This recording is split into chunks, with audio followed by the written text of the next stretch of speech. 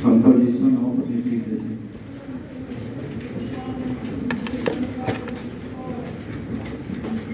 Nucleic acid actually हम लोग अगर न्यूक्लिक एसिड बोलते हैं इसका मतलब क्या है? Poly nucleotide. न्यूक्लिक एसिड का मतलब है पॉलीन्यूक्लियोटाइड। पॉलीन्यूक्लियोटाइड का मतलब यहाँ पर क्या हो गया? पॉलीमर रिप्रेजेंट कर रहा है किसका? न्यूक्लियोटाइड्स। तो पॉलीमर ऑफ न्यूक्लियोटाइड्स ये आपको न्यूक्लिक एसिड को रिप्रेजेंट करता है। इसका मतलब ये न्यूक्लियोटाइड जो हो गया ये आपको रिप्रेजेंट करता है building block. Building block of nucleic acid आपको रिप्रेजेंट करेगा आपको न्यूक्लियोटाइड्स। एनसीईआरटी का एक हिस्सा रहता है, आप लोग का ट्रेंड दिखा रहे हैं, एनसीईआरटी दिमाग में बैठ गया। तो पॉलीन्यूक्लियोटाइड्स यानी पॉलीमर ऑफ न्यूक्लियोटाइड्स, इसका मतलब ये बिल्डिंग ब्लॉक न्यूक्लिक एसिड का आपको न्यूक्लियोटाइड रिप्रेजेंट करता। और न्यूक्लियोटाइड की अगर बात करें तो जितने भी न्यूक्लियोटाइड है each with 3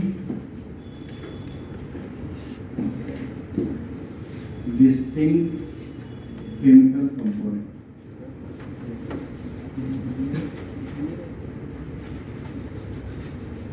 three distinct chemical components आपको देखा जाता है हर न्यूक्लियोटाइड के अंदर, और ये डिस्टिंक्ट केमिकल्स जो कहते वो रिप्रेजेंट करेगा क्या? फॉस्फोरिक एसिड, पेंटोज शुगर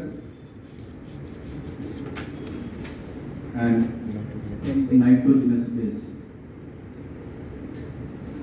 ये 3 कंपोनेंट रिप्रेजेंट करता है, यानी कंपोजिशन न्यूक्लिक एसिड का हो गया phosphoric acid, sugar and base.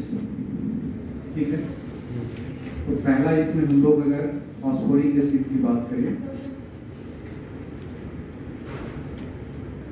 Phosphoric acid यानी फॉस्फेट के रूप में रिप्रेजेंट करेगा, जो होता है H3PO4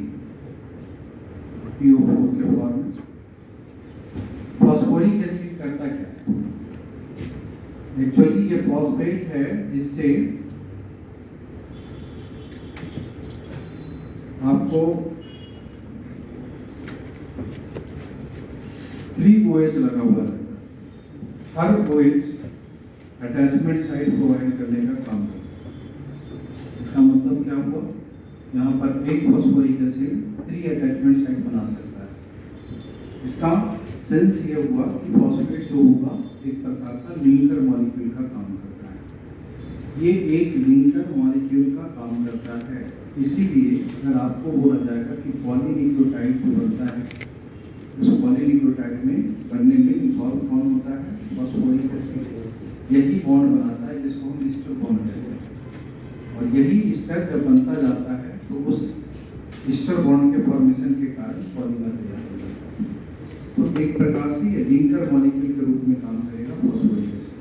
ठीक है, यहाँ पे क्या होता है कि इस फॉस्फेट में O निगेटिव जो होगा ये एक्चुअली निगेटिव चार्ज बिहेव करने का काम करता है न्यूक्लिक एसिड के ऊपर।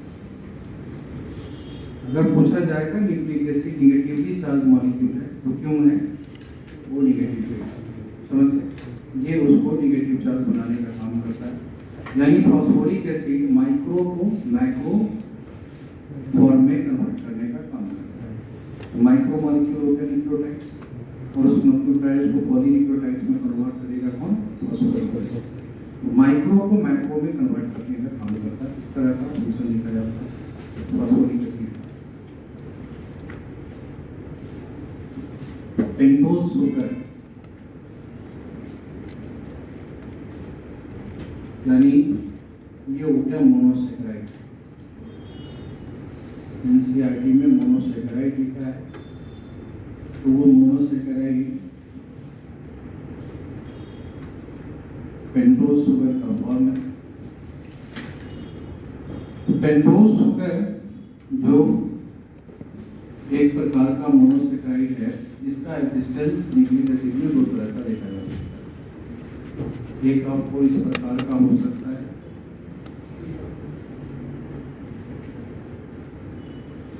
HOH HOH HOH HCH2OH 1 2 3 4 5 5 carbon का कंपाउंड है, ये बन गया पेंटोज शुगर। नहीं, इस पेंटोज शुगर का नाम क्या लिखेंगे, क्या करेंगे इसको? ये कौन सा फॉर्म है, अल्फा है या beta?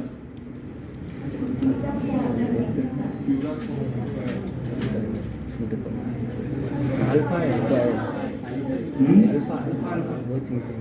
OH away from oxygen bridge, alpha बेवकूफ, इसको कहते हैं अल्फा।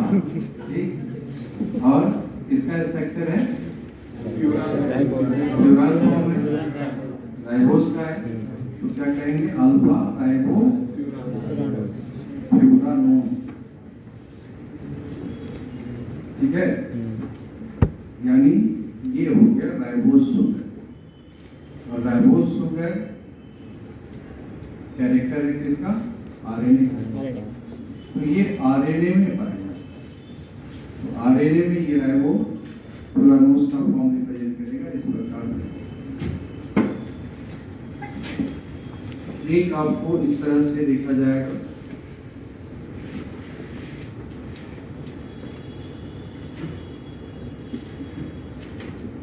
सेकेंड कार्बन पे डीऑक्सीजिनेशन होता है। ये सेकेंड कार्बन पे जैसे डीऑक्सीजिनेशन हुआ, इस डीऑक्सीजिनेशन के कारण फर्स्ट कार्बन पे म्यूटा रोटेशन हो जाता, और ये आपको रिप्रेजेंट करता है समझा। अब क्या हुआ, ये बीटा फॉर्म रिप्रेजेंट करेगा। यहाँ पर इस तरह से ये बीटा हो गया, और डीऑक्सीजिनेशन किस कार्बन पे हुआ, सेकेंड कार्बन पे, इसलिए कहा जाएगा बीटा 2 डीऑक्सी राइबो फ्यूरानोस। ठीक है, beta 2 deoxyribofuranose, second carbon पे डीऑक्सीजिनेशन हुआ, यानी हम सिंपली इसको डीऑक्सी राइबोस कह सकते हैं। और डीऑक्सी राइबोस किसमें पाया जाएगा, डीएनए। ये कैरेक्टर हो गया डीएनए। तो पेंटोज शुगर का एग्जिस्टेंस न्यूक्लिक एसिड में राइबोज या डीऑक्सी राइबोज के फॉर्म में देखा जा सकता है। ठीक है,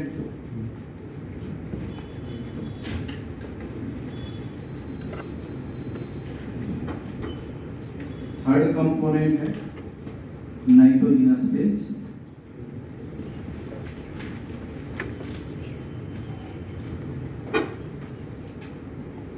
जिसको हेट्रोसाइक्लिक कंपाउंड कहते हैं।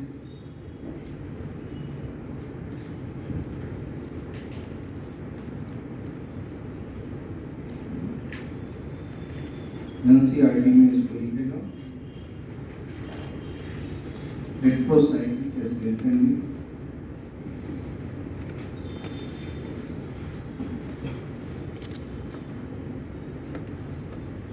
यानी एक प्रकार से ये स्केलेटन फ्रेमवर्क बनाने का काम करता है न्यूक्लिक एसिड। तो हेट्रोसाइक्लिक स्केलेटन रिंग होता है। अब ये हेट्रोसाइक्लिक स्केलेटन रिंग जो होता है, वो सबसे पहले फिशर ने बताया ये दो प्रकार का होता है, प्यूरिन है, ऐसा फिशर के द्वारा बताया गया। बाद में कौशल ने ये बताया कि दो प्यूरिन होगा और दो पिरिमिडीन होगा। ये दो प्यूरिन और दो पिरिमिडीन का कैरेक्टर देखा जाएगा एवरी न्यूक्लिक एसिड का, जिसके कारण कौशल को नोबेल प्राइज दिया गया इस तरह के इस हेट्रोसाइक्लिक स्केलेटन रिंग के डिस्क्रिप्शन में। ठीक है, तो इसमें आपको प्यूरिन एंड पिरिमिडीन ये दो प्रकार का हेटेरोसाइक्लिक स्केलेटन रिप्रेजेंट करता है। यहाँ पे ये जब भी देखेंगे तो ये क्या होता है, डबल रिंग स्ट्रक्चर को रिप्रेजेंट करता है। प्यूरिन डबल रिंग स्ट्रक्चर होता है, तो इस तरह से रहता है, जिसमें नाइट्रोजन यहाँ पे मिलेगा, यहाँ पे मिलेगा, यहाँ पे मिलेगा, यहाँ पे मिलेगा। मतलब इसका पोजीशन होता है 1 2 3 4 5 6 7 8 9, टोटल 9 पोजीशन का करेगा।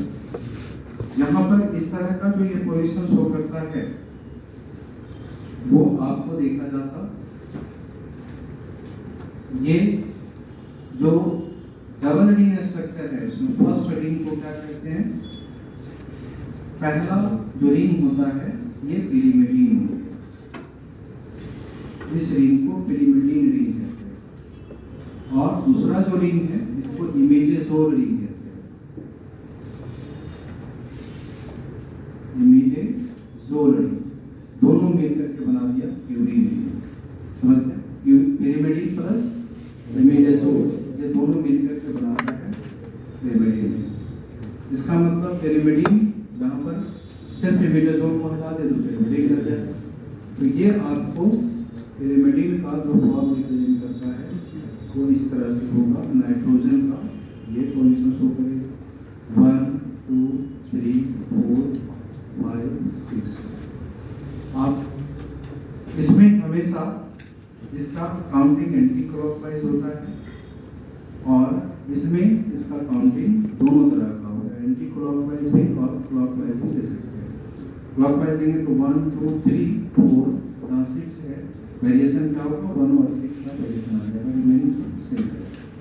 तो इस तरह से कभी कभी कंपाउंड का नेमिंग जो होगा पिरिमिडीन में वो डिफरेंट आता है, तो इसका रीजन यहाँ है कि दोनों तरह से हम काउंट कर सकते हैं। समझ गए, तो इस प्रकार से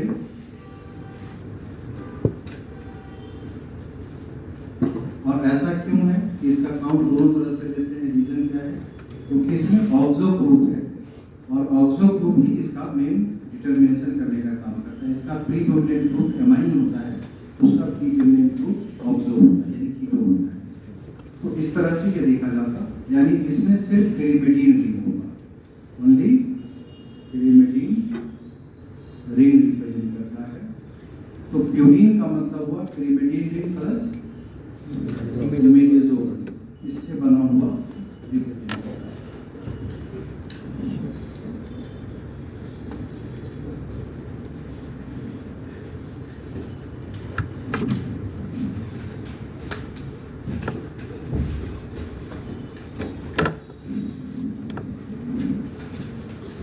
प्यूरिन फिगर में आपने देखा कि ये डबल रिंग स्ट्रक्चर है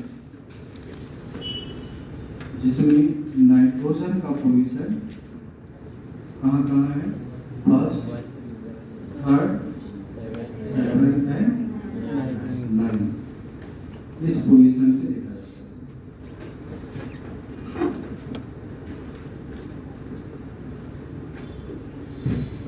अगर पिरिमिडीन में कहेंगे ये सिंगल रिंग स्ट्रक्चर रिप्रेजेंट करता, सिंगल रिंग स्ट्रक्चर ये है, इसमें नाइट्रोजन कहाँ दिख रहा है, first and third, first and third पे नाइट्रोजन रिप्रेजेंट करेगा। इस प्यूरिन का एग्जांपल है एडेनिन। इस एडेनिन को कहते हैं 6 अमाइनो प्यूरिन।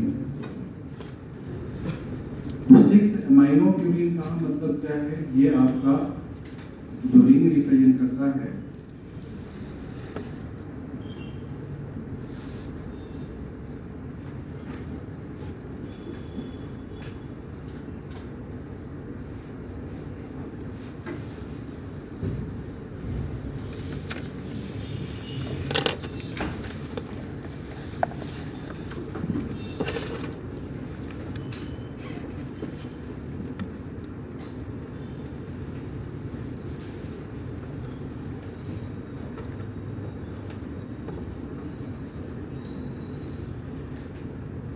ये आपको 6 एमिनो प्यूरिन को ये हो गया adenine.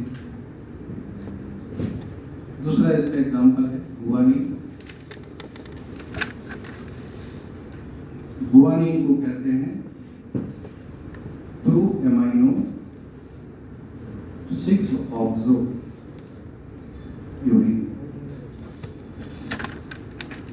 2 amino 6 oxo purine.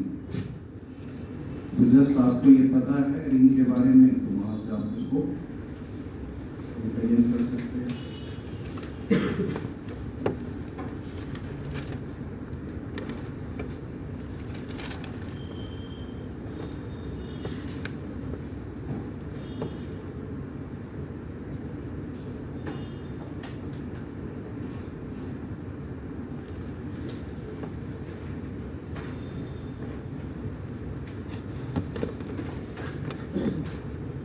Amino कह रहा है और 6 ऑक्सो। 2 एमाइनो 6 ऑक्सो वो आपको गुआनिन को रिप्रेजेंट करेगा।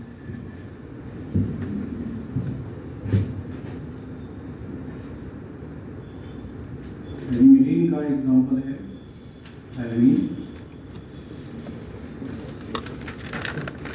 थायमीन को कहते हैं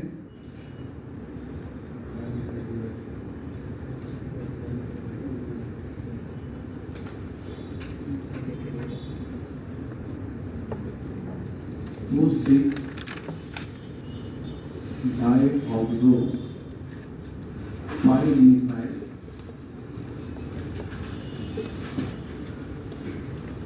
pyrimidine। 2,6 डाइऑक्सो 5-methyl pyrimidine। ये आपको थायमीन को रिप्रेजेंट करता, मतलब यहाँ पर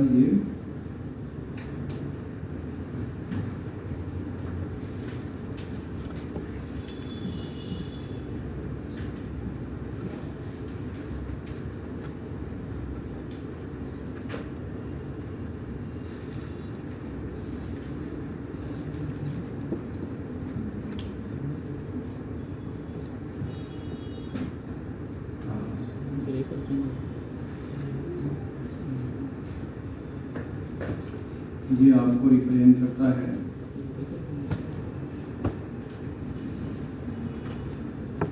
2,6 यानी सेकेंड पे भी ऑक्सो है, 6 पे भी ऑक्सो है। 2,6 डाइऑक्सो 5-methyl 1 2 3 4 5 6 5-methyl pyrimidine हो गया। ठीक है, अब ये 2,6 डाइऑक्सो का कंडीशन है। अगर हम इसको क्लॉकवाइज लेकर के जाएंगे तो क्या हो जाएगा 1 2 3 4 मतलब 2,4 डाइऑक्सो। तो इधर 2,6 डाइऑक्सो लिखा मिलेगा या 2,4 डाइऑक्सो 5-methyl pyrimidine। ठीक है, ये थायमीन को रिप्रेजेंट करता है। थायमीन को अगर डीमिथाइलेट कर देते हैं तो ये बन जाता है यूरासिल, यानी यूरासिल को कह सकते हैं डीमिथाइलेटेड थायमीन। सेम मिथाइल ग्रुप हटा दीजिए, बन गया, यानी सिंपली कह सकते हैं 2,6 डाइऑक्सो pyrimidine। ठीक है, साइटोसिन की बात अगर करेंगे तो साइटोसिन में जो होता है ये आपको रिप्रेजेंट करता 2 ऑक्सो 6 एमाइनो pyrimidine।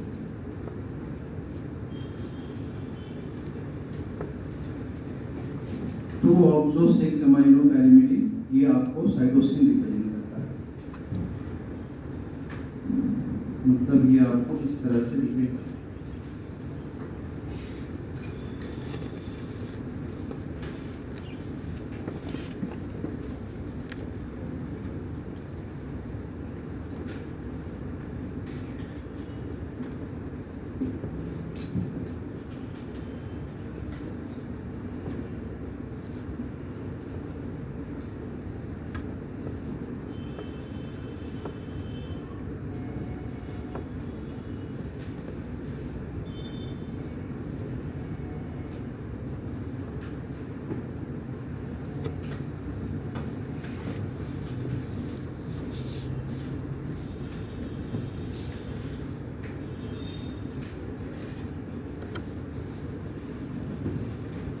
ये हो गया cytosine. 2 oxo 6 amino adenine dependent होता है साइटोसिन, ठीक है। अब यहाँ पे एडेनिन हमेशा एक्चुअली 6 अमाइनो प्यूरिन है तो उसका कीटोइनॉल फॉर्म नहीं पाया, लेकिन गुआनिन का और ऑल pyrimidine का एग्जिस्टेंस फिजियोलॉजिकल स्टेट के आधार पे ये चेंज करता रहेगा, कीटो एंड नॉन बॉन्ड, समझ गए। ये कीटो बॉन्ड जो होगा OH में भी कन्वर्ट कर सकता है, तो वो फिजियोलॉजिकल स्टेट पे डिपेंड करता है, कीटो नॉन फॉर्म में चेंज करता है, ठीक है। ये नाइट्रोजनस बेस का फॉर्म देखा जाता है इस प्रकार का।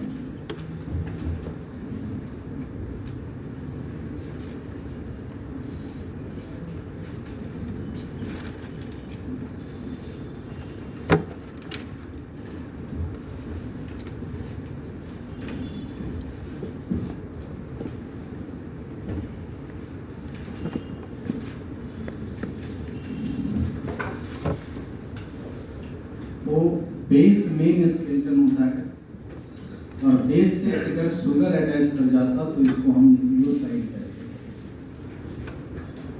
ठीक। और बेस से आपको शुगर अटैच कर गया और फिर शुगर से फॉस्फेट अटैच कर गया, तभी से कहते हैं न्यूक्लियोटाइड। तो न्यूक्लियोसाइड और न्यूक्लियोटाइड का जो फॉर्मेशन होता है वो इस तरह से देखा जा सकता है। मतलब हम लोग यहाँ पर मेन स्केलेटन लेंगे बेस को, क्योंकि साइज शुगर का बड़ा होता है तो अटैचमेंट में ये आपको पोजीशन डिफाइन करने का काम करता है, लेकिन फ्रेमवर्क हमेशा कौन बनाएगा, नाइट्रोजनस बेस बनाता है।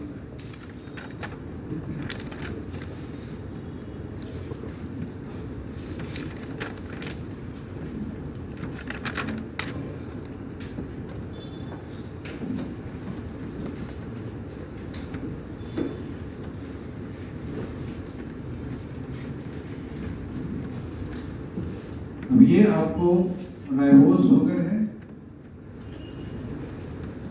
इस राइबोज शुगर का अटैचमेंट, इसका फर्स्ट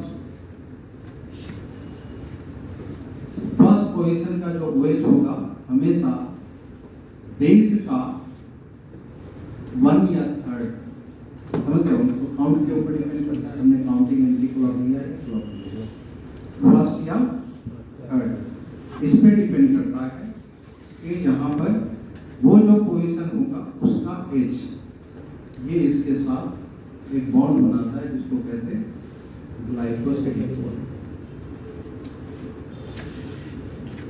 मतलब बेस और शुगर के बीच में जो बॉन्ड बनेगा ग्लाइकोसिडिक बॉन्ड होगा, और ये हाइड्रोजन हमेशा कहाँ होगा, फर्स्ट या 3rd का, किसी में से कोई चॉइस लिया जाए। और 3rd हमेशा कंसीडर कर सकते हैं, मेनली जो होता है वो 3rd ही रिप्रेजेंट करेगा, तो वो लिया जा सकता है उसमें। तो फर्स्ट और 3rd जो होता है वो उसके हाइड्रोजन जो होगा उस पर डिपेंड करता है इसके बॉन्ड का। एक ग्लाइकोसिडिक बॉन्ड यहाँ बनाता है, ये बन गया क्या, अब ये यहाँ पर बेस है, बेस और शुगर जब अटैच किया तो क्या बन गया, न्यूक्लियोसाइड, ठीक है। अब यहाँ पे इसके साथ फॉस्फोरिक एसिड अटैच करते हैं, तो फॉस्फोरिक एसिड का इस प्रकार का फॉर्म होगा, इसका ये OH H या इसका OH इसके H के साथ अटैच करके ये बनाएगा क्या, ईस्टर बॉन्ड। ये ईस्टर बॉन्ड का फॉर्मेशन करता है जो कि पायरोजेनिक होता है, मतलब एनर्जी बॉन्ड होता है, हाई एनर्जी प्रोड्यूस करने वाला बॉन्ड होता है। तो ये जो केस देखा जाता है कि फॉस्फेट जैसे अटैच कर गया, न्यूक्लियोसाइड से फॉस्फेट अटैच कर गया, अब ये कहलाएगा न्यूक्लियोटाइड। मतलब हम न्यूक्लियोटाइड को क्या कर सकते हैं, न्यूक्लियोसाइड फॉस्फेट कह सकते हैं। ये न्यूक्लियोसाइड फॉस्फेट को रिप्रेजेंट करता है। अब मान लीजिए कि हमने जो ये बेस लिया है वो बेस किस टाइप का है उस पर डिपेंड करता है। अगर ये बेस आपको सपोज करिए बेस का जो कैटेगरी है, अगर ये एडेनिन है, नाइट्रोजनस बेस एडेनिन है, तो इसका न्यूक्लियोसाइड क्या होगा? एडिनोसिन हो जाएगा। ठीक है, ये इसका जो न्यूक्लियोटाइड होगा एडिनाइलेट हो जाएगा। एडिनाइलेट मतलब एडिनाइलिक एसिड। एडिनाइलेट का मतलब हो गया एडिनाइलिक एसिड, या हम इसे कह सकते हैं एडिनोसाइन मोनोफॉस्फेट। एडिनोसाइन मोनोफॉस्फेट को रिप्रेजेंट करेगा। तो एडिनाइलिक एसिड कहो या एडिनाइलेट कहिए, एडिनोसाइन मोनोफॉस्फेट कहिए। ठीक है, अगर मान लीजिए नाइट्रोजनस बेस गुआनिन है, तो ये क्या कहलाएगा? ग्वानोसाइन कहलाएगा। ग्वानोसाइन अगर न्यूक्लियोटाइड में कन्वर्ट करेगा तो क्या कहलाएगा? ग्वानिलेट। ग्वानिलेट मतलब ग्वानिलिक एसिड कहलाएगा। ये होगा ग्वानिलिक एसिड, या हम ग्वानोसाइन मोनोफॉस्फेट कह सकते हैं इसको। तो ये इस तरह से देखा जा सकता है। अगर साइटोसिन है, नाइट्रोजनस बेस साइटोसिन है, तो वैसे केस में आपको ये कहलाएगा साइटिडीन, और इसका न्यूक्लियोटाइड हो जाएगा साइटिडाइलिन। ठीक, या हम साइटिडाइलिक एसिड कह सकते हैं, या साइटिडीन मोनोफॉस्फेट कर सकते हैं। अगर ये थायमीन है, तो ऐसे केस में इसे क्या कहा जाएगा? थायमिडीन कहा जाएगा। ठीक है, न्यूक्लियोसाइड थायमिडीन हो गया, न्यूक्लियोटाइड थायमिडाइलेट कहलाएगा। थायमिडाइलेट कहें या थायमिडाइलिक एसिड कह सकते हैं। तो थायमिडाइलिक एसिड को हम थायमिडाइलेट मोनोफॉस्फेट कह सकते हैं, या थायमिडीन मोनोफॉस्फेट कह सकते हैं। ठीक है, यूरासिल अगर है, नाइट्रोजनस बेस अगर यूरासिल है, तो इसके न्यूक्लियोसाइड को क्या कहेंगे? यूरिडीन कहेंगे, और न्यूक्लियोटाइड को यूरिन डाइलेट कहेंगे या यूरिडाइलिक एसिड कहेंगे। ठीक है, ये आपको यूरिडीन मोनोफॉस्फेट भी कहता है। तो इस तरह से ये आपको देखा जाता है। Cytidylic thymine, cytidine, cytidylic acid, cytidylic acid हो गया, थायमिडाइलिक एसिड हो गया, और यूरिडाइलिक एसिड हो गया। ठीक है, तो ये आपको रिप्रेजेंट करता है इस प्रकार का न्यूक्लियोसाइड और न्यूक्लियोटाइड। जैसा बेस वैसा न्यूक्लियोसाइड और न्यूक्लियोटाइड का फॉर्मेशन करेगा। तो टोटल कितने प्रकार का न्यूक्लियोटाइड बन रहा है? 5 बन रहा है। तो इसलिए एनसीईआरटी में लिखा होगा 5 टाइप्स का न्यूक्लियोटाइड्स। ठीक है, 5 types of nucleotides nucleic acid में देखा जाता है। न्यूक्लिक एसिड में पॉसिबल न्यूक्लियोटाइड्स टोटल 5।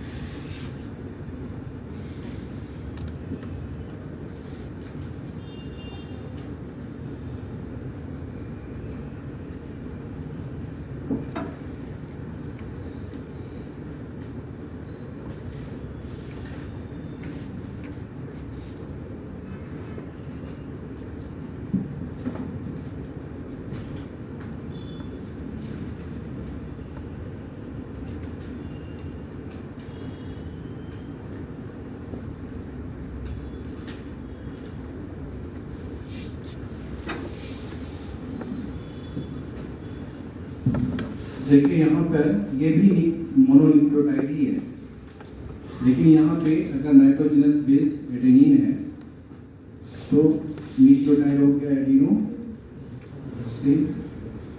अब ये एडिनोसिन फर्स्ट फॉस्फेट के साथ अटैच किया तो ये आपको बना दिया एडिनोसिन मोनो, सेकेंड फॉस्फेट के साथ अटैच किया तो बना दिया एडिनोसिन, और थर्ड फॉस्फेट के साथ अटैच किया तो बना दिया, मतलब एटीपी एडीपी ये सब क्या है, न्यूक्लियोटाइड है। ठीक है, हम इसको क्या बोलते हैं, ये एक प्रकार का पायरिडीन न्यूक्लियोटाइड्स का कैटेगरी माना जाता है। तो यहाँ पर इस तरह का जो केस है ये सब न्यूक्लियोटाइड है, एएमपी एडीपी और एडीपी एनर्जी सोर्स है जो न्यूक्लियोटाइड का फॉर्म है। अब यहाँ पर आप देखिए कि इसमें जो अल्फा एस्टर होता है, अब इसमें देखा जाता है कि जैसे क्वेश्चन आया है इस पे, कि पहले क्वेश्चन आया है कि इसका एनर्जी वैल्यू क्यों इंक्रीज करता चला जाता है। जैसे अल्फा है तो 3.5 किलो कैलोरी एनर्जी बॉन्ड भी इसका वैल्यू होता है, यानी ये बॉन्ड टूटेगा तो इतना एनर्जी रिलीज करता है। ये आपको बीटा अगर टूटेगा तो 6.8 से लेकर के 7.6 किलो कैलोरी तक एनर्जी रिलीज कर सकता है। वो डिपेंड करता है किस प्रकार के एग्जिस्टेंस को देता है। ये आपको इसमें जो देखा जाता है वो आपका गामा अगर टूटता है तो इसमें आपको 8.6 से 8.9, हम डायरेक्ट हायर साइड में देते हैं, 8.9 किलो कैलोरी तक रिलीज कर सकता है। तो 8.6 to 8.9 kilo calorie energy release कर सकता है। ये जो एनर्जी लेवल बढ़ता गया, मतलब एडिनोसाइन मोनोफॉस्फेट का एक बॉन्ड था तो कम एनर्जी था, बॉन्ड बढ़ता चला गया, एनर्जी वैल्यू बढ़ता गया। ये एनर्जी वैल्यू क्यों बढ़ता है, हर फॉस्फेट का वैल्यू सेम रखना चाहिए। अगर इसका 3.5 था तो 3.5 मतलब ये टोटल 11.5 रहना चाहिए, लेकिन ये एनर्जी वैल्यू बढ़ता जाता है। तो ये तीनों का तीनों जो ईस्टर बॉन्ड है वो पायरोजेनिक बॉन्ड है, और जितना ज्यादा ईस्टर बनता जाएगा इसके बीच में रिपल्सिव फोर्स क्रिएट होता है। कौन सा फोर्स क्रिएट होता है, ये रिपल्सिव फोर्स जो होता है, इसी रिपल्सिव फोर्स के कारण इसका एनर्जी वैल्यू इंक्रीज करता है। इसी पे क्वेश्चन आया है एनर्जी फॉस्फेट में, एनर्जी कंपाउंड में या एटीपी में एनर्जी वैल्यू इंक्रीज क्यों करता, ड्यू टू रिपल्सिव फोर्स। तो ये रिपल्सिव फोर्स उसके एनर्जी वैल्यू को बढ़ाने का काम करता है। ठीक है, तो ये आपको मोनोन्यूक्लियोटाइड का ही फॉर्म होता है एटीपी एडीपी।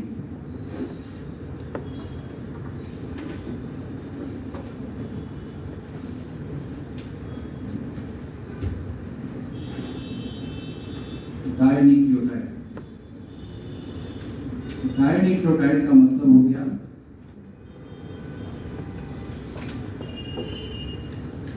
दो न्यूक्लियोटाइड का combination.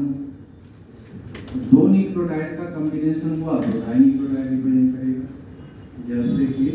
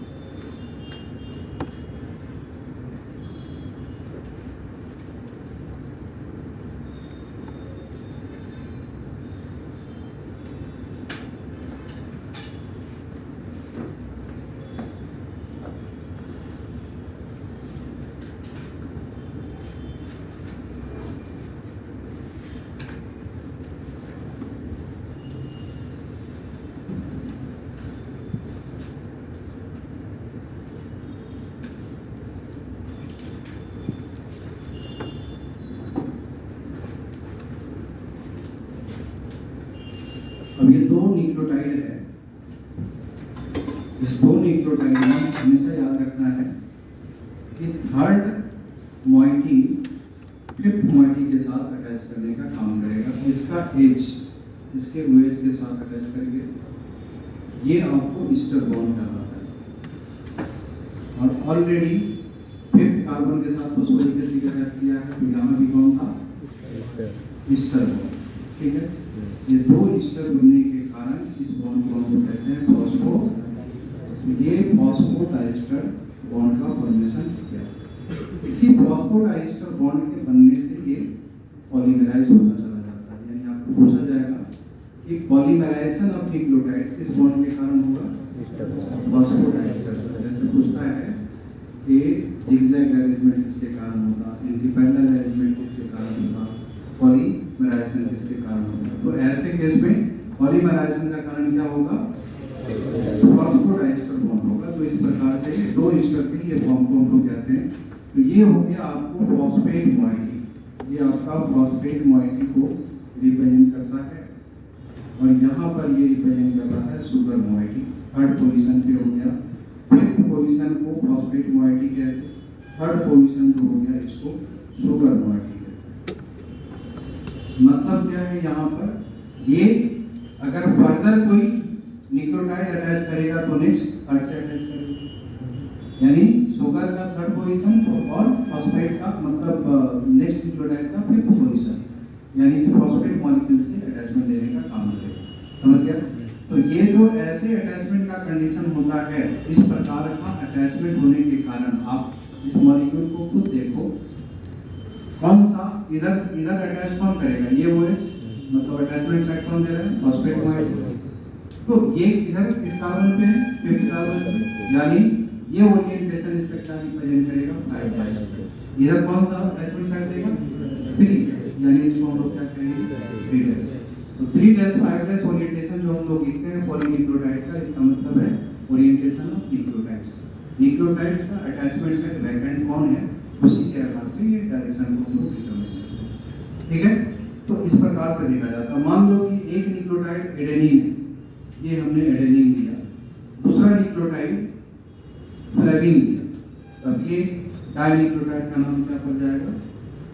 FAD, flavin adenine dinucleotide. तो FAD का नाम जो सुनते कोई एंजाइम में पढ़ते हो, ये एक्चुअली क्या है? डाइन्यूक्लियोटाइड होता है। अगर मान लीजिए फ्लेविन के स्थान पे नियासिन आ गया, नियासिन या निकोटीनिक एसिड आ गया, तो ऐसे कंडीशन में इसका नाम पड़ जाएगा एडेनिन। Nicotinamide adenine dinucleotide. ये क्या है? डाइन्यूक्लियोटाइड है, जो कोएंजाइम के रूप में काम करता है।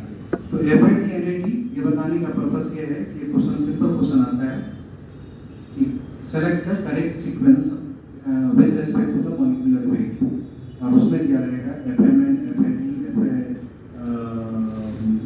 ATP ये सब दिया रहता है, और उसको मॉलिक्यूलर वेट के आधार पे आपको करेक्ट सीक्वेंस लेना है। तो स्ट्रक्चर आपके दिमाग में आ गया तो अपने आप समझ में आएगा कौन मोनोन्यूक्लियोटाइड है। अब हम जैसे यहाँ देखा ATP है, ATP और FAD में किसका मॉलिक्यूलर वेट ज्यादा होगा? ऑब्वियस सी बात है FAD का होगा, ये डाइन्यूक्लियोटाइड है। तो इस तरह से आपको जो मॉलिक्यूल्स देगा उसको अरेंज करना पड़ता है, और उसके आधार पे करते हैं।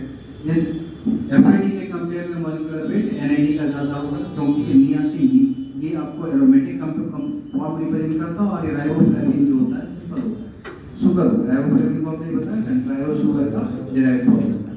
तो यहाँ पर इस तरह से ये केस देखा जाता, ये आपको उस प्रकार से मॉलिक्यूलर वेट अरेंजमेंट का केस देगा, तो उसमें आप उसको मॉलिक्यूल को आइडेंटिफाई कर सकते हो उस प्रकार। समझ गए? तो डाइन्यूक्लियोटाइड फॉर्म इस प्रकार का बनता है। यानी आप डाइन्यूक्लियोटाइड से समझिए कि पॉलीन्यूक्लियोटाइड का फॉर्मेशन इस प्रकार का होगा।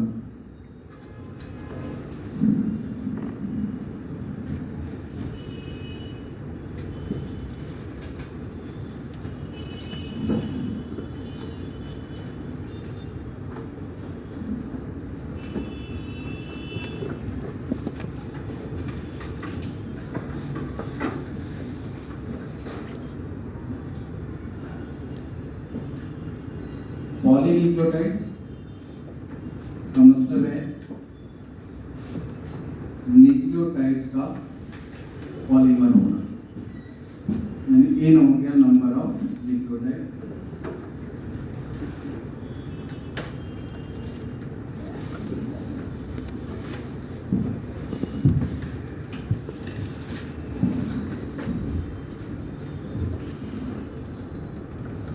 Double helical polynucleotide.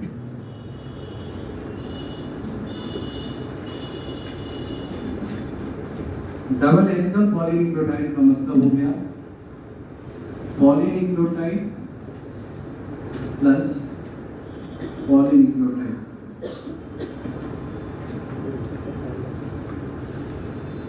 पॉलीन्यूक्लियोटाइड और पॉलीन्यूक्लियोटाइड का ये दो फॉर्म होगा। प्लस मतलब है अटैचमेंट। ये अटैचमेंट किसके द्वारा देखा जाता है? हाइड्रोजन बॉन्ड के द्वारा। दो पॉलीन्यूक्लियोटाइड हाइड्रोजन बॉन्ड के द्वारा अटैच करेगा और ये हाइड्रोजन बॉन्ड डबल हो सकता है या ट्रिपल हो सकता है। डबल हाइड्रोजन बॉन्ड देखा जाता है बिटवीन एडेनिन एंड थाइमिन और ट्रिपल हाइड्रोजन बॉन्ड होगा गुआनिन एंड साइटोसिन। इस तरह से ये आपका जो बॉन्ड रिप्रेजेंट करता है उसमें एडेनिन थाइमिन का गुआनिन साइटोसिन का वो रिप्रेजेंट करेगा। तो इसी से ये डबल न्यूक्लियोटाइड का फॉर्मेशन हो जाता है। अब हम लोग इसमें कंपोजिशन देख लिया, इस प्रकार का कंपोजिशन है। Structure of DNA.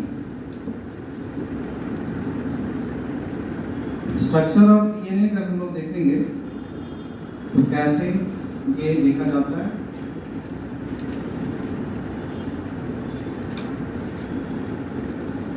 Existing variety of secondary structure। हमेशा जो स्ट्रक्चर होता है डीएनए का किस फॉर्म में पाया जाता है? Secondary structure. सेकेंडरी स्ट्रक्चर का मतलब हेलिकल। ये हेलिकल फॉर्म में रिप्रेजेंट करेगा। तो हेलिकल फॉर्म होना मतलब सेकेंडरी स्ट्रक्चर। जो प्रोटीन का स्ट्रक्चर था हेलिकल रिपीटेड सेकेंडरी फॉर्म था। तो इस तरह से ये भी आपको देखा जाता है। तो यहाँ पर ये वैरायटी ऑफ सेकेंडरी स्ट्रक्चर जो हम लोग कहते हैं वो हो सकता है एडीएनए, बीडीएनए, सीडीएनए, डीडीएनए,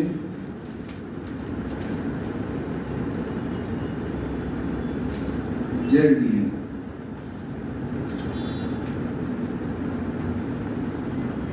ये डिफरेंट मॉडल्स आपका कॉमन रिप्रेजेंट करता है। हम इसमें जो कहते हैं कि एडीएनए है, इसमें अब एक्चुअली 11 बेस पेयर होता है, इसमें 10 बेस पेयर होता है और इसमें 9 बेस पेयर होता है, इसमें 8 बेस पेयर होता है और इसमें 12 बेस पेयर होता है। ये सभी जो फॉर्म रिप्रेजेंट करता उसमें ए से लेकर के डी तक का जो मॉडल होता है वो राइट हैंडेड होता है। राइट हैंडेड का मतलब क्या हुआ? क्लॉकवाइज। ठीक है, राइट हैंडेड रिप्रेजेंट करता, लेकिन ये जो होता है जेड मॉडल उसमें लेफ्ट हैंडेड रिप्रेजेंट करता है। इस जेड का सेकंड प्लॉट भी है जो आरएल मॉडल के नाम से जाना जाता है। तो जेड का ही एक मॉडल रिप्रेजेंट करता है आरएल मॉडल। ये आपको लेफ्ट हैंडेड फॉर्म को रिप्रेजेंट करता है। लेफ्ट हैंडेड मतलब एंटी क्लॉकवाइज, राइट हैंड मतलब क्लॉकवाइज। ये जो एडीएनए होता है उसमें आपको बेस पेयर बैकबोन के साथ या एक्सिस के साथ परपेंडिकुलर नहीं होता। Base pair not perpendicular to backbone or axis but tilted, ये टिल्ट करके रहे। लेकिन रिमेनिंग जो आपको देखा जाता है बीडीएनए से लेकर के डीडीएनए का, इसमें देखा जाता है कि बेस पेयर जो होगा is more or less perpendicular to backbone and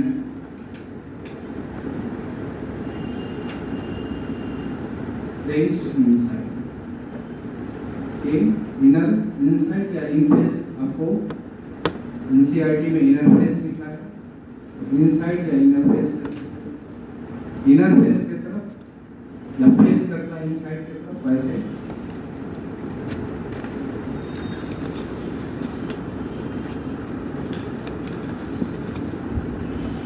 face inside, अंदर की तरफ ये रहेगा।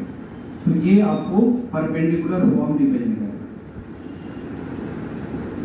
ये आपका जो कॉमन मॉडल है इस प्रकार का देखा था, उसमें जो पी डीएनए है उसको डिस्क्राइब किया है किसने, वाटसन एंड क्रिक ने। डी मॉडल को कहते हैं वाटसन क्रिक मॉडल।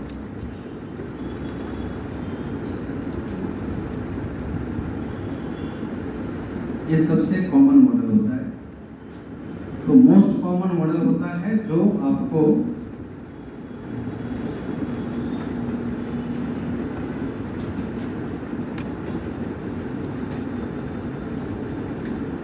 बेस्ड होता है on physical and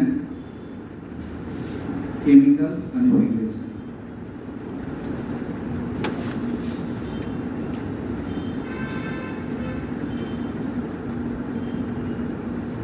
physical and chemical configuration का क्या मीनिंग? फिजिकल केमिकल कॉन्फ़िगरेशन का मतलब इसका फिजिकल अपीयरेंस कैसा होता है और केमिकल फॉर्म क्या रिप्रेजेंट करता है।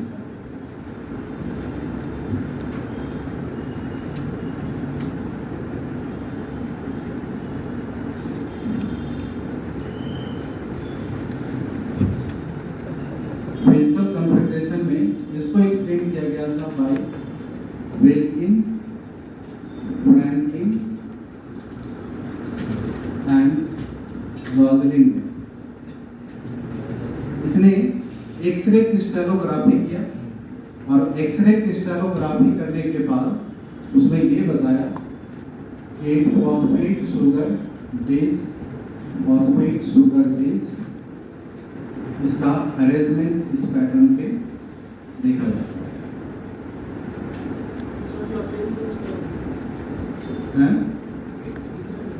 नहीं दिख रहा है। ये आपको डबल बॉन्ड ट्रिपल बॉन्ड से अटैच करके इस प्रकार का अरेंजमेंट देने का काम करता है। तो यहाँ पे शुगर फॉस्फेट का ये अटैचमेंट आपको रिप्रेजेंट करता है इस प्रकार से। यहाँ पे आपका 5 डैश फ्री है, तो इधर का ओरिएंटेशन क्या हो गया, 5 डैश 3 डैश। इधर कौन सा फ्री है, 3, तो इसका मतलब ये हो गया 3 डैश 5 डैश ओरिएंटेशन। यानी ये एंटी पैरेलल अरेंजमेंट का कंडीशन शो करता है। जब हेलिक्स बनाता है तो हेलिक्स फॉर्मेशन में एंटी पैरेलल होता है। क्यों? इस एंटी पैरेलल अरेंजमेंट होने का कारण क्या है? इसका कारण है hydrogen bond. Hydrogen bond placement के लिए एंटी पैरेलल अरेंजमेंट देने का काम करता है। तो इस एंटी पैरेलल अरेंजमेंट का रीजन आपको यही रिप्रेजेंट करेगा। ये जो स्ट्रक्चर है ये फिजिकल कॉन्फ़िगरेशन को रिप्रेजेंट करता है, जिसमें वेल्किन फ्रैंकलिन ने कहा था कि इसमें दो शुगर के बीच का जो डिस्टेंस होता है ये इसका डायमीटर रिप्रेजेंट करता है और ये डायमीटर 20 एंगस्ट्रॉम को रिप्रेजेंट करता है। इसमें शुगर फॉस्फेट शुगर ये आपको एक लिंक बनाने का काम करता है। यही एक्चुअली क्या कहलाता है, ये कहलाता है बैकबोन। इसको हम बैकबोन कहते हैं। बैकबोन जब भी कहेंगे तो इसका मतलब क्या होगा, शुगर फॉस्फेट शुगर। इस तरह से ये बैकबोन को बनाने का काम करता है। और बेस पेयर जो होता है ये आपको रिप्रेजेंट करता है स्टेप्स। इसको कहा जाता स्टेप्स। स्टेप मतलब हो गया बेस पेयर। स्टेप जो होगा वो बेस पेयर को रिप्रेजेंट करेगा। तो इस तरह के फिजिकल कॉन्फ़िगरेशन को एक्सप्लेन करने का काम किसने किया? वेटकिन, फ्रैंकलिन एंड रोजलिन ने। इसका केमिकल कॉन्फ़िगरेशन ये एक्सप्लेन करने का काम किया गया है चारकॉफ प्रिंसिपल के द्वारा।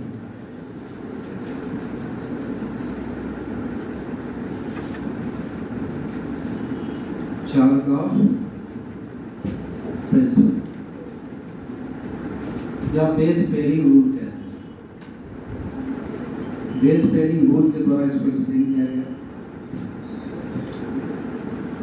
इसमें क्या कहता है कि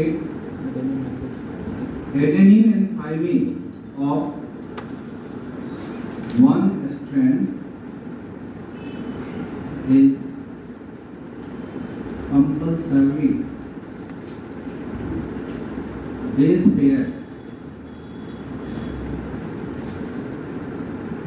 with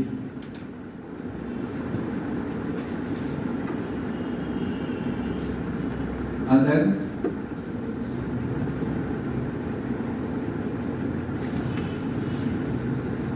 with respective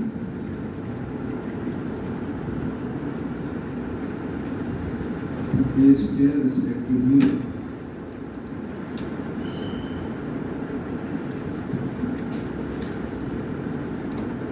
other। तो वहां पर जो adenine thymine of one strand is compulsory base pair respectively with guanine and cytosine of other strand। ठीक है, तो ये जो एक स्ट्रैंड का होगा वो दूसरे स्ट्रैंड का, अब ये ऐसे कंडीशन में जो होगा एडेनिन एंड गुआनिन पेयर करेगा थाइमिन एंड साइटोसिन। ये इसके साथ मतलब कंपल्सरी अरेंज करने का मतलब एक का एडेनिन दूसरे का थाइमिन, एक का गुआनिन दूसरे का साइटोसिन के साथ ये पेयर करेगा। ऐसा ये एनसीईआरटी का पॉइंट एक्चुअली चारकॉफ प्रिंसिपल का ही पॉइंट है। इसका ये कंक्लूजन ये रिप्रेजेंट करता है कि जो अमाउंट होगा, amount of purine is equal to amount of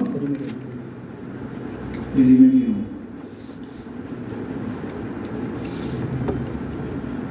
means amount of adenine is equal to amount of thymine होगा। सिमिलरली गुआनिन और साइटोसिन का अमाउंट इक्वल होगा। ये रूल कहता है कि number of phosphate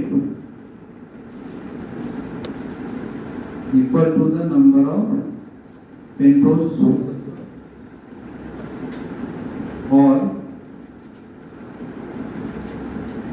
base ratio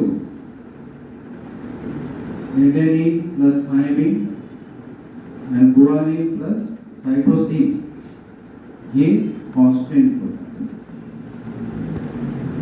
ये रेशियो कांस्टेंट होगा।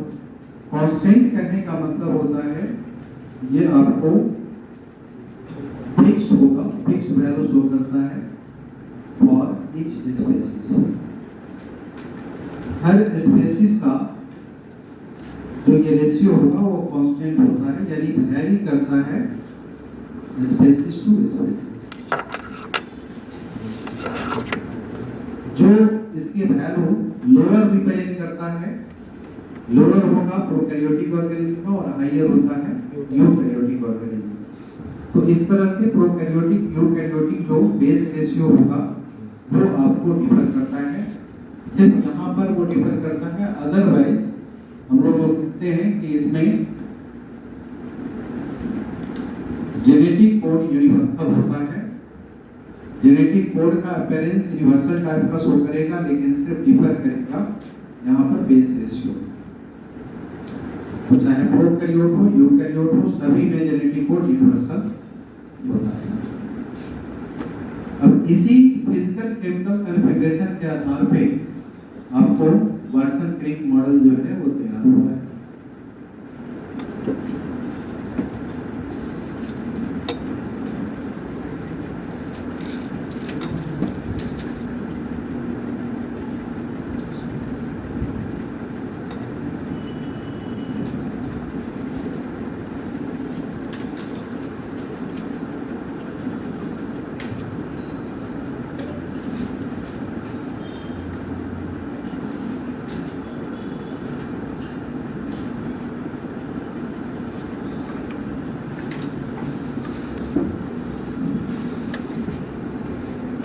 अगर एक 5 डैश है तो ये 3 डैश होगा, ये 3 डैश है तो ये आपको 5 डैश रिप्रेजेंट करेगा। तो इस तरह से इनकी पैरेलल अरेंजमेंट इसमें देखा जाता है। होता क्या है, major group, minor group, major group,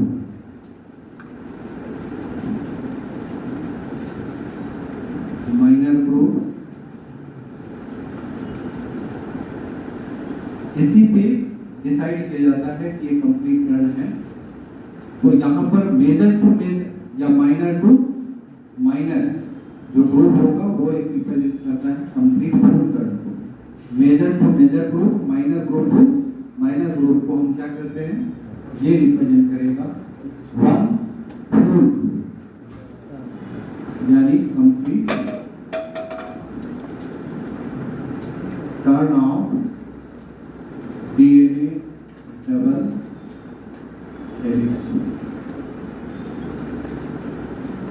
one full turn of complete DNA helix का ये कंडीशन जो शो करता है उसमें क्या देखा जाता है, इसमें एंगल ऑफ कर्वेचर जिसको हम टर्न ऑफ हेलिक्स कहते हैं, ये रिप्रेजेंट करता 360 डिग्री का एंगल ऑफ कर्वेचर शो करेगा। इसमें नंबर ऑफ स्टेप्स या बेस पेयर 10 रिप्रेजेंट करता है, क्योंकि ये वाटसन क्रिक मॉडल को रिप्रेजेंट करते हैं, यानी बी मॉडल को रिप्रेजेंट करते हैं। इसके केस में आपको एक्सियल राइज, एक्सियल मतलब होता है वर्टिकल, वर्टिकल राइज जिसको हम कहते हैं पिच। डीएनए का हेलिक्स पिच जो होता है वो 34 जिसको हम रिप्रेजेंट करता है, ये कैरेक्टर शो करता है one complete turn of helix को। अब ऐसे केस में ये रिप्रेजेंट किया जाता है कि every step of vertical rise, ये 2 स्टेप हो गए, तो every step of vertical rise जो होता है वो क्या रिप्रेजेंट करेगा, एवरी स्टेप ऑफ एसेंट यानी वर्टिकल राइज, एक्सियल राइज, ये जो रिप्रेजेंट करता है वो हो जाएगा क्या 34 डिवाइडेड 10 यानी 3.4 इसको हम रिप्रेजेंट करेंगे।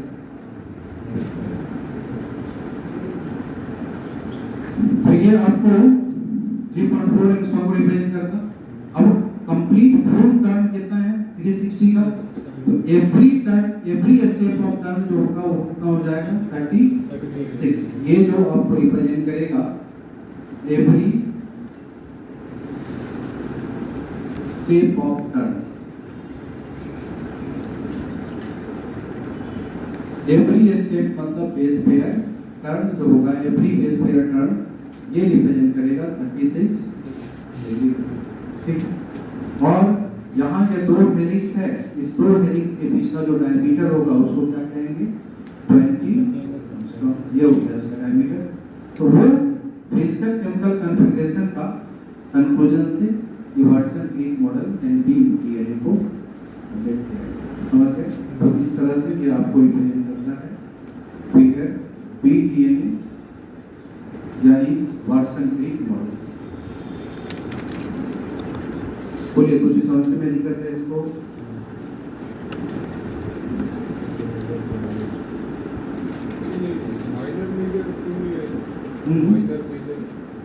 हेलिक्स जब बनाता है तो हेलिक्स बनने के बाद जो टर्न बनता है उस टर्न में ग्रुप डीप और नैरो बनता है, उसी के इंटरवल पे एक कंप्लीट टर्न को डिसाइड किया जाता है। फुल टर्न का मतलब इसको 360 बोलेंगे, तो 360 का मतलब यहाँ पर माइनर टू माइनर या मेजर टू मेजर, और इसका फॉर्मेशन हेलिक्स बनने के कारण होता है, ठीक है।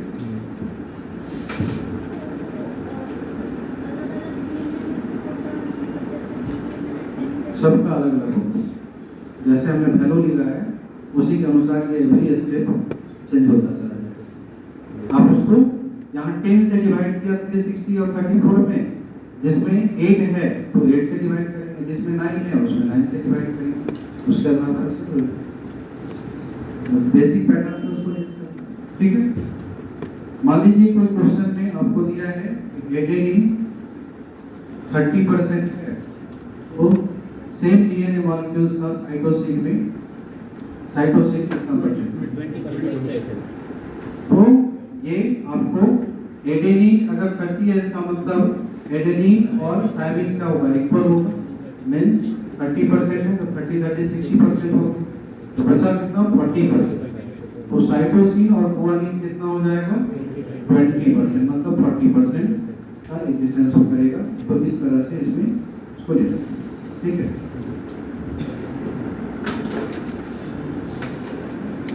तो कोई और कंफ्यूजन है किसी का? ये number of phosphate is equal to number of sugar एंडोसोमर।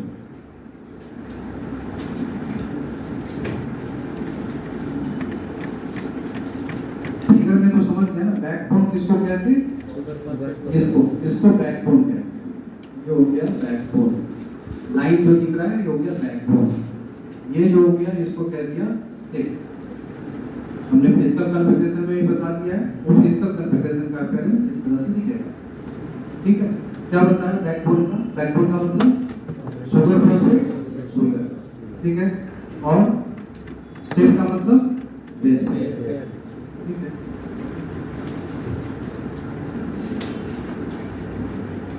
Value तो आप लोगों को पूछता है ही नहीं पढ़ना, तो उसमें क्या कहा जाएगा, नहीं तो सबका अलग अलग लेंथ होता है।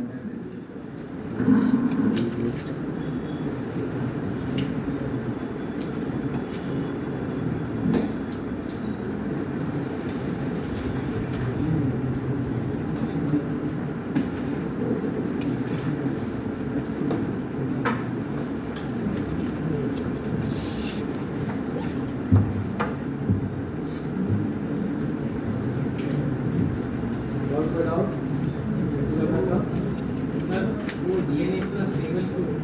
डीएनए स्टेबिलिटी का रीजन क्या है? डीएनए स्टेबल इसलिए होता है जब कभी भी किसी स्ट्रक्चर में अगर बॉन्ड सेटिस्फाई कर जाएगा, बॉन्ड सेटिस्फाई करेगा तो ऑटोमेटिकली स्टेबल हो जाएगा। जैसे अगर हम लोग आरएन मॉडल की बात करते हैं, वो आरएन मॉडल अनस्टेबल होता है, उसको थोड़ा सा भी अगर पोटेशियम हाइड्रोक्साइड का या अदर यूरिक एसिड का अगर किसी केमिकल का जो उसके एक्सपोज पार्ट से रिएक्ट करने का चांस मिलता है तो चेंज हो जाएगा। तो स्टेबिलिटी इसमें होने का कारण है सेटिस्फाइड बॉन्ड, समझ गए। और खास करके वो मेन सेटिस्फाइड बॉन्ड होता है फॉस्फोडाइस्टर। जिगजैग अरेंजमेंट हुआ फॉस्फोडाइस्टर के कारण। देखो फॉस्फोडाइस्टर क्या क्या देता है? Anti parallel arrangement, hydrogen bond दिया, और बैकबोन बनाने का काम कौन किया? फॉस्फोडाइस्टर। जिगजैग पैटर्न भी कौन देगा? फॉस्फोडाइस्टर। समझ गया। फॉस्फोडाइस्टर का जो काम है जिगजैग अरेंजमेंट देना और पॉलीमराइजेशन देना, और हाइड्रोजन बॉन्ड का हो जाएगा एंटी पैरेलल अरेंजमेंट देना। स्टेबिलिटी को भी डिसाइड करने का काम करता है हाइड्रोजन एंड फॉस्फोडाइस्टर, लेकिन मेन अगर कहा जाएगा डबल हेलिक्स का स्टेबिलिटी हाइड्रोजन पे डिपेंड करता, सिंगल हेलिक्स का स्टेबिलिटी फॉस्फोडाइस्टर पर। समझ गया। डीनेचुरेशन और डीएनए जैसे प्रोटीन का डीनेचुरेशन क्या बताया था? 45 डिग्री क्रॉस कर गया प्रोटीन डीनेचर कर जाता है। 55 डिग्री सेंटीग्रेड इंक्रीज करने पे हाइड्रोजन बॉन्ड ब्रेक कर जाएगा, तो डीनेचुरेशन ऑफ डीएनए का कंडीशन होता है। समझ गए। तो इस तरह से अनस्टेबल हो जाता है डीएनए कब? जब टेम्परेचर बढ़ जाता है, मतलब हाइड्रोजन बॉन्ड ब्रेक कर देता है, उसका स्टेबिलिटी कुछ करता है।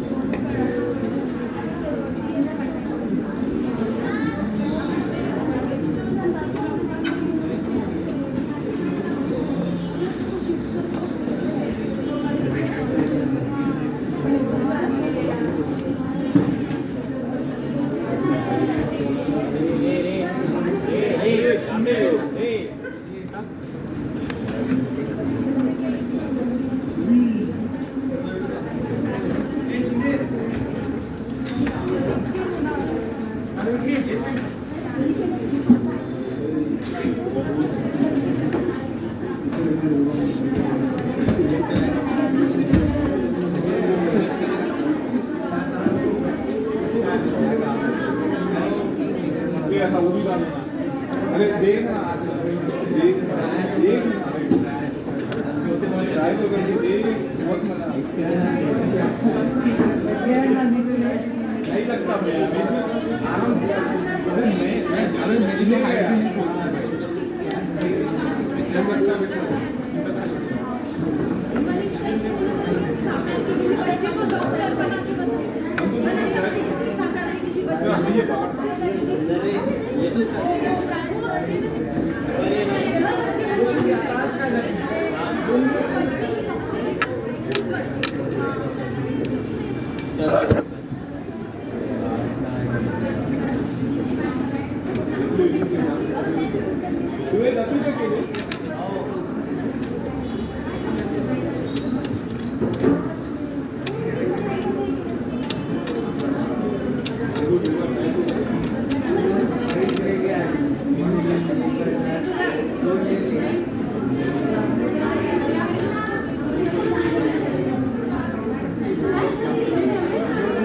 नहीं लगता भैया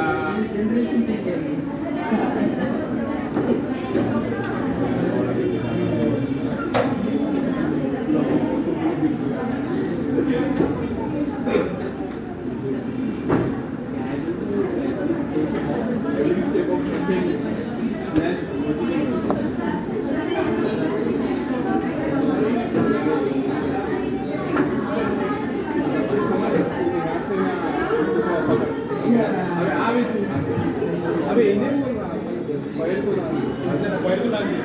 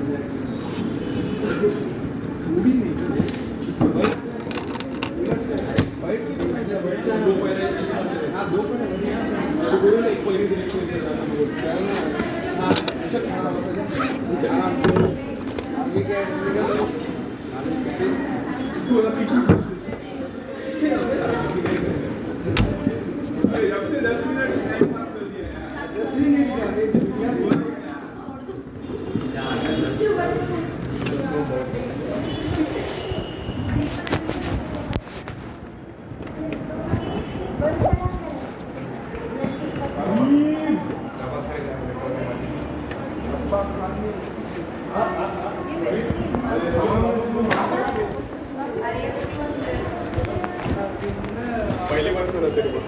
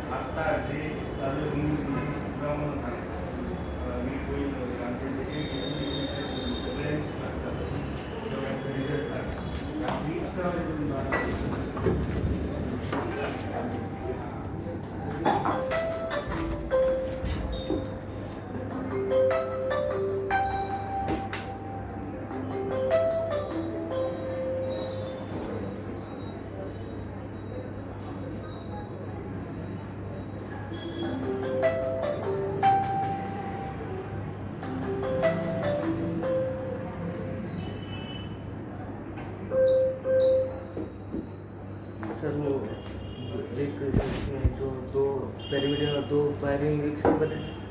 एक मतलब डीएनए में दो पेरिविडिन हो गया और दो पायरिन हो गए, ये किसने बताया था? पर्सन क्या? KOSSEL person. हाँ, और वो एक दम में नंबर ऑफ बेस पेयर जैसे 10 होते हैं तो वो सबके लिए वैरी करेगा, मतलब स्पीसीज टू स्पीसीज। 10 होता मतलब डीएनए 10 बेस पेयर, हाँ। वो होता है ना स्ट्रिप्स। तो सिर्फ 10 तो हो गया, सिर्फ B का ना, और तो सिर्फ B का हो गया, अच्छा मतलब जेड और ए ऐसे करके वैसे सबका अलग अलग होगा ना। माने 34 जो हो गया सिर्फ B का हो गया, लेकिन फिर उसमें 34 में डिवीजन 8 होगा, 9 होगा, ऐसे होगा। ठीक है। तीन गलत हुए सर, वापस गलत हुए, इसलिए मिस्टेक ही हो गई। हाँ, और एक वो ग्लाइकोजन वाला था ना, बॉटनी में 2 गए, जुलॉजी में 1 गया, ग्लाइकोजन में नहीं मिला, फिर उसमें 6 दोनों में 6, फिजिक्स और केमिस्ट्री। से चलो मतलब 315 आ रहा है, 315 पूरा। कोशिश करो गलती ना हो, नेगेटिव पे करो, ठीक है।